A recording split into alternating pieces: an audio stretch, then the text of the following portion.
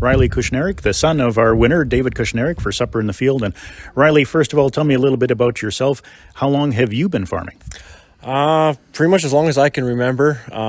Never really left the farm. Grew up here, and I've been kind of carrying on with Dad here. And as he scales back a little bit, I'm taking over. So, Has your dad been farming a long time then? yeah, I think he started late '80s. He switched from pipeline to farming, and it started off. I think he was up at the Hudson Bay area, and then we transitioned over to the Melville area here. So what did you seed this year? This year we are seeding canola, wheat, and we grow alfalfa for seed. How many acres did you have altogether? We're around 5,000 this year, so keeps the guy going.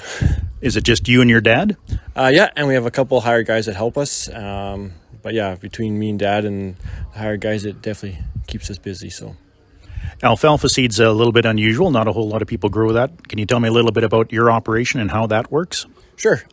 So it's similar to growing hay, except we are after the seed, not the foliage.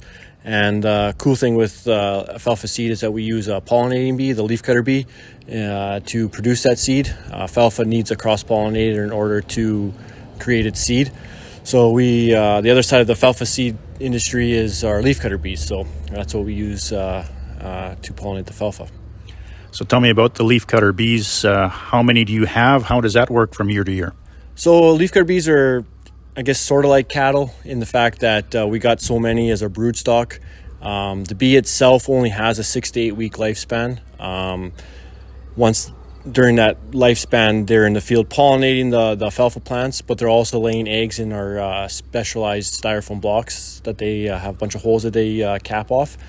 Once the bee itself dies, we actually bring those blocks into our facilities, and we have a machine that extracts those larvae, and we keep them cool until the following summer, where we would rehatch those bees and then put them back out in the alfalfa field. So has harvest started for you yet? Not quite yet. We're hoping to start here next few days, maybe early next week, so kind of depending on the weather. So, What are you planning on combining first? we'll probably roll into the wheat first, and then hopefully the alfalfa will be ready by then, and then move into canola last. So, Are you worried at all about the lateness of the season so far?